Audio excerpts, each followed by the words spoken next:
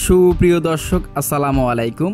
Basic knowledge চ্যানেলের পক্ষ থেকে সবাইকে জানাই শুভেচ্ছা ও স্বাগতম। আশা করি সকলেই ভালো আছেন। আজকে যে ওষুধটির রিভিউ করব, ওষুধটির নাম হচ্ছে মাইকোরাল জেল 2%। এটির প্রস্তুতকারক কোম্পানির নাম হচ্ছে এসিআই ফার্মাসিউটিক্যালস লিমিটেড।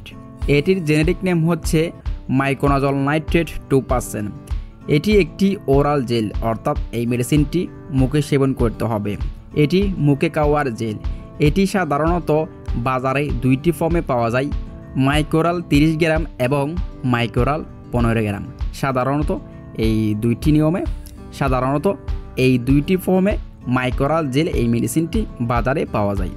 এটির বর্তমান বাজার মূল্য হচ্ছে মাইকোরাল 30 গ্রাম এর বর্তমান বাজার মূল্য হচ্ছে 100 টাকা, আর মাইকোরাল 15 গ্রাম এর এমআরপি হচ্ছে 75 টাকা। এবার আসুন মাইকোরাল জেল এই মেডিসিনটির কার্যকারিতা কিংবা এটি যেসব রোগের কাজ করে সেটি জেনে নিই। এটি সাধারণত মুখ ও মুখ গহ্বর, মুখের গা, মুখের ক্ষত, জিহ্বায় সাদা স্তর হলে এবং পরিপাক নালীর সংক্রমণের চিকিৎসায় ব্যবহার করা হয়। এছাড়াও সুপার ইনফেকশনে দায়ী গ্রাম পজিটিভ ব্যাকটেরিয়া নির্মূলে নির্দেশিত। সাধারণত এসব রোগের ক্ষেত্রে এই মেডিসিনটি সেবন করা হয়। এটির খাওয়ার নিয়ম বা সেবনবিধি। এটির খাওয়ার নিয়ম হচ্ছে প্রাপ্তবয়স্ক 18 বছরের উপরে 2 চামচ মাইকোরাল জেল দিনে 4 বার ব্যবহার করতে হবে, দিনে 4 বার সেবন করতে হবে।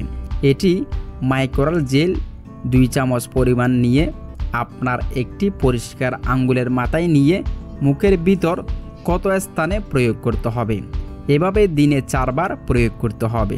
আর ভালো ফলাফলের জন্য সংক্রমিত স্থানে যতক্ষণ সম্ভব রাখতে হবে, অর্থাৎ কত স্থানে মাইকোরাল জেল কিছুক্ষণ সময় রাখতে হবে, 5 মিনিট 10 মিনিট, কত স্থানে রাখলে ভালো ফলাফল পাওয়া যায়।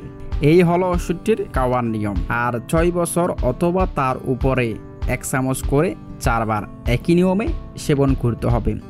এরপর 2 থেকে 6 বছর বাচ্চাদের ক্ষেত্রে 1 চামচ করে 2 বার। এরপর 2 বছর অথবা তার নিচে আধা চামচ করে 2 বার সেবন করতে হবে একই নিয়মে। এরপর আসুন এটির পার্শ্ব প্রতিক্রিয়া জেনে নিন। এটির পার্শ্ব প্রতিক্রিয়া হচ্ছে বমি বমি ভাব, ডায়রিয়া, বমি এবং অ্যালার্জিক প্রতিক্রিয়া দেখা যেতে পারে। এরপর আসুন গর্ভাবস্থায় এটি সেবন করতে পারবে কিনা। গর্ভকালীন সময় মাইকোনাজল ওরাল জেল ব্যবহারে নিরাপত্তামূলক কোনো তথ্য নেই, সুতরাং গর্ভবতী মহিলাদের ক্ষেত্রে সম্ভব হলে মাইকোনাজল পরিহার করতে হবে। আর স্তন্যদানকালে এটি সেবন করতে পারবে কিনা। যেহেতু অনেক ওষুধ মাতলি দুগ্ধে নিশ্চিত হয়, সেক্ষেত্রে স্তন্যদাত্রী মায়েদের ক্ষেত্রে মাইকোনাজল ব্যবহারে সতর্কতা অবলম্বন করতে হবে। আর এই ওষুধের প্রতি, অর্থাৎ মাইকোনাজল এই মেডিসিনটির উপাদানের প্রতি অতি সংবেদনশীল রোগীদের ক্ষেত্রে এটি সেবন করতে পারবে না। তো বন্ধুরা, এই ছিল মাইকোরাল 2% জেল এই মেডিসিনটির জানা অজানা বেসিক তথ্য। সকল ওষুধ চিকিৎসকের পরামর্শ মোতাবেক সেবন করবেন। ভিডিওটি দেখে যদি সামান্য পরিমাণ উপকৃত হয়ে থাকেন তাহলে একটি লাইক করবেন। ধন্যবাদ সবাইকে।